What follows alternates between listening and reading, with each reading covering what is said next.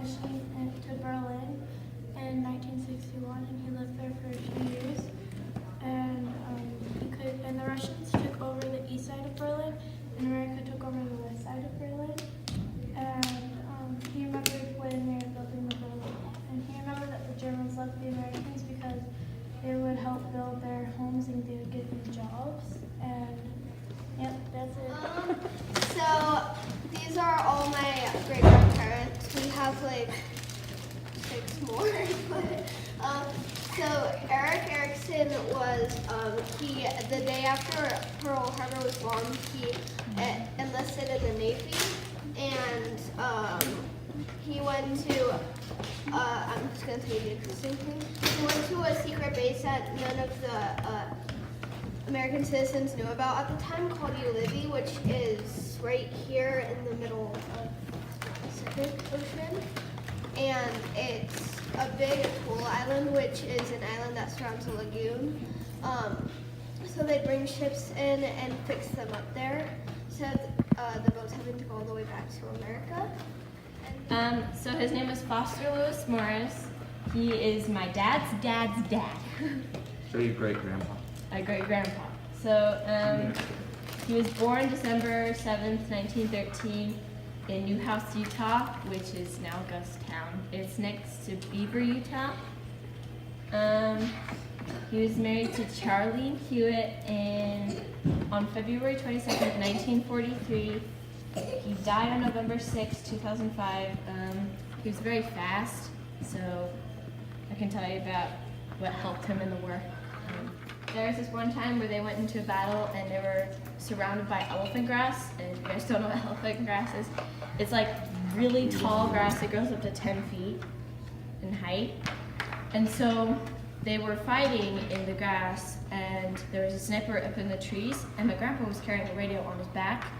And the radio was like a backpack, and the antenna went up above the elephant grass, so the sniper knew exactly where he was.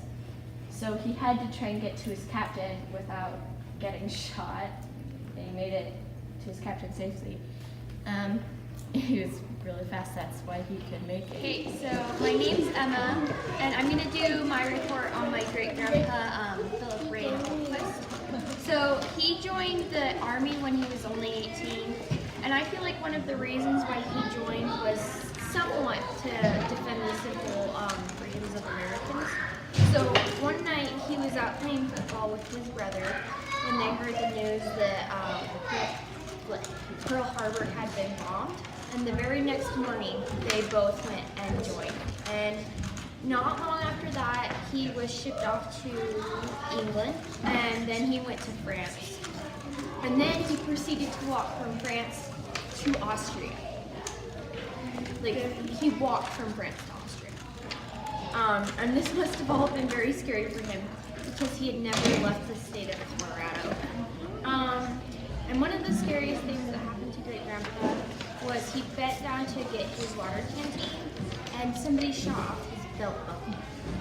And he also had a similar incident where he got his backpack shot. Okay, so I'm Josh, and I interviewed my mom's great uncle. His name is, I think he's like Giannico, but his nickname is Jim Favero. He was in the battle or the siege with the most losses. He says he remembers just like 2 layers of dead people just like on the battlefield, and like the water was like pink from all the blood loss and stuff of the people. So then he became a cook, and like his food quickly became like the best. Like it's kind of like the show Chop. Like they would just get random ingredients, and they would have to mix them for 180 men with only him and 3 cooks helping. So he quickly became like one of the best, and he became the sergeant of the mess hall. So he was like in charge of every single person for the cooking. He says that's probably one of the reasons he's still alive. This is Francis Miller. He was a medic in the Navy in 1941. He was 17 years old when he got deployed to the Philippines. gave vaccination shots to a whole village that had malaria, and they all survived because of him. He had to amputate a lot of arms and legs because of the wounded soldiers while he was in the war. He had a really hard time adjusting back to regular life from being in the war because like loud sounds really scared him because The artillery. yeah. Tell us who this is. So, most of these are my great-grandpa, Paul Martin, and these ones at the bottom are his wife, Lavera Hardy, and yeah. Very cool. Alright, so I'm Maddie Lovelace, and the person that I've researched is my great-grandfather on my dad's side. So Paul Martin was 16 years old when he joined the Army in 1928, which I think is the youngest you can join. He was able to join through the ROTC program, which is where he would be given money for his education. And Paul wasn't really a part of the fighting force in the Army, but he still trained hard and often just in case there was something like an emergency. This is my great-grandpa, Todd Yost Purcell. He worked on a farm when he was younger. He was born on May 2nd in 1924 and in Idaho. So he volunteered to enlist in the Army, and he served as a paratrooper in the 11th Airborne Division, and he spent 10 months in the Philippines. This is about John J. Heller, and he was in the U.S. Navy, and he was drafted. He got drafted into the military in May 1943. Right after his school, there were two lines, one for the Army and one for the Navy, and he chose Navy. After training, he served as an electrician on board ships in the Navy. He also helped clean up Pearl Harbor. He said, "You never forget the smell of dead bodies," and he didn't like to talk about his time in the water.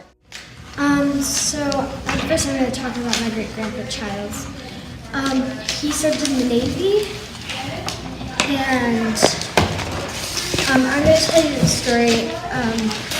So him and his crew were on the boat, and they were kind of fighting in the middle of fighting Germany in the water, and there was they were sending torpedoes out and all this, and they were shooting them, and my grandpa, he fell off the boat, and the boat, the crew just kept driving the boat, and so and there was torpedoes, and they were shooting at my great-grandpa, and he had to swim to get to the boat. Eventually he caught up, and he got on the boat, but he almost died, and A lot of different people. This is my great-grandpa. He lives in St. George, and he was born October 12th, 1925. And my great-grandpa enlisted October 2nd. In 1943. He was just 17 when he joined, because if you enlisted when you were 18, they would put you where they wanted you. When he got to base, he was put into this big gym, and there was some guys from the slums of Chicago and some guys from the slums of Detroit. They were very tough looking, they scared Big Papa just being around them. One of the guys in charge said, "Take all your clothes off and put your address. We're shipping them home." So Big Papa did, and then he was grabbed by both arms and got shot split in each arm. And then he went over to a barber who was like, "I'm gonna give you a haircut. How do you like it?" "Oh, well, just a little." in shape and bald. So then later that night, he was lying in bed. His arms ached, he was bald, he didn't have any clothes, and he was just thinking, what in the world did you do? Can I take it back, unenlist? But then he heard a weird little from across the room. One of the guys from Chicago was crying, and he thought, oh, if he could cry, I can make it.